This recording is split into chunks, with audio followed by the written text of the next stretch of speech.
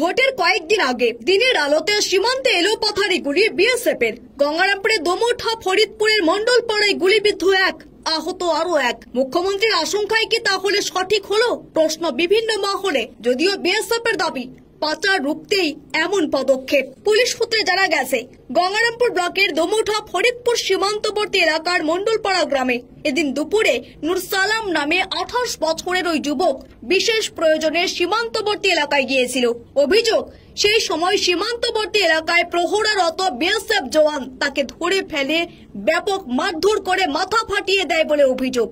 সেই ঘটনা দেখতে পেয়ে উক্ত সীমান্তবর্তী মন্ডলপাড়া এলাকার আরো এক বাসিন্দা যুবক ইসরাফিল আলী, বয়স 29 বছর, তাকে বাঁচাতে গেলেই এলোপাথারি গুলি চালায় বিএসএফ বলে অভিযোগ। কোমরে গুলি লেগে সেখানেই রক্তাক্ত অবস্থায় লুটিয়ে পড়ে সে, যে ঘটনায় দুজনেই গুরুতরভাবে আহত হয়। বিএসএফ এর তরফে ওই দুজনকেই উদ্ধার করে প্রথমে গঙ্গারামপুর মহকুমা হাসপাতালে, পরে মালদা মেডিকেলে আশঙ্কাজনক অবস্থায় ভর্তি করা হয়। এদিকে ঘটনাকে ঘিরে সীমান্ত এলাকায় তুমুল উত্তেজনাকর পরিস্থিতি তৈরি হতেই বিএসএফ এর তরফে গঙ্গারামপুর থানার পুলিশকে খবর দেওয়া হয়। বিএসএফ এর দাবি, দিনে দুপুরে ওই দুই যুবক সীমান্তবর্তী এলাকায় বাংলাদেশের নিষিদ্ধ জিনিসপত্র বিলি করা কাজের জন্য জড়ো হয়েছিল।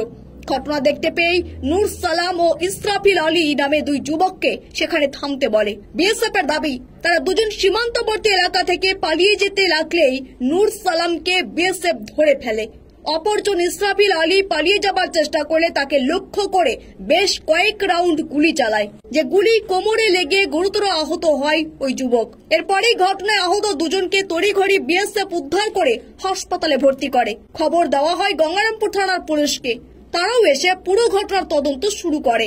আক্রান্তের এক আত্মীয় বিএসএফ এর বিরুদ্ধে অভিযোগ করে বলেন, বিএসএফ আসল অপরাধীকে গ্রেপ্তার করতে পারছে না, অথচ নিরীহ গ্রামবাসীদের সীমান্তবর্তী এলাকায় মারধর করছে, দিনে দুপুরে এলোপাথারি গুলি চালাচ্ছে। ঘটনা ধামাচাপা দিতেই পাচারের গল্প বলছে তারা। পুলিশ তদন্ত করলেই সব প্রমাণ হয়ে যাবে।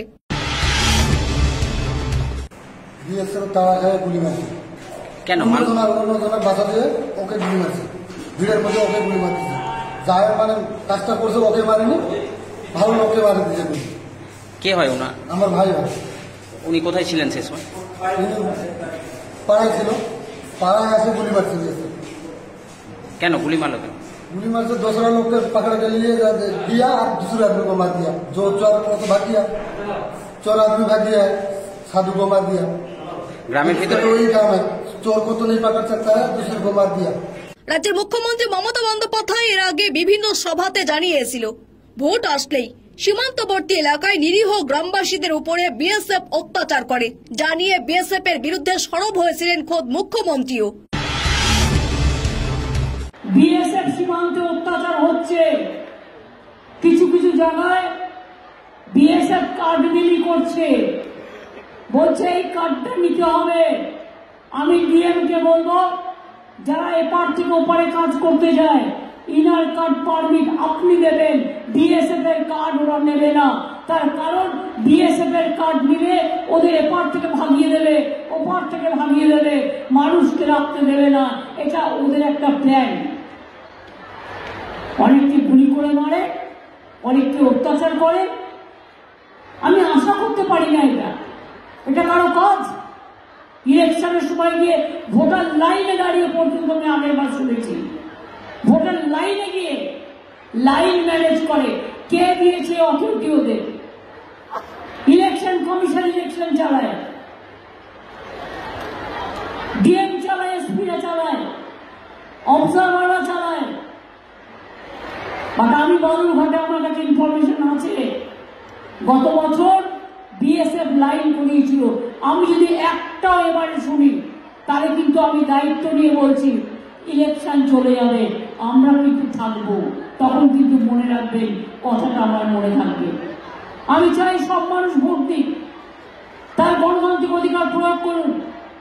নির্বাচনের মাত্র কয়েকদিন আগে সীমান্ত এলাকায় প্রকাশ্য দিবালোকে এমন এলোপাথারি গুলি চালানোর বিষয় কি তাহলে মুখ্যমন্ত্রীর আশঙ্কাকেই সত্য প্রমাণিত করলো? এই প্রশ্ন এখন জোরালো হয়ে উঠেছে গোটা দক্ষিণ দিনাজপুরে। গঙ্গারামপুর থানার পুলিশ জানিয়েছে, পুরো ঘটনা তদন্ত করে দেখা হচ্ছে। চিত্র সাংবাদিক বাসুদেবের সাথে শীতল চক্রবর্তী, রিপোর্ট, স্টার সংবাদ, গঙ্গারামপুর।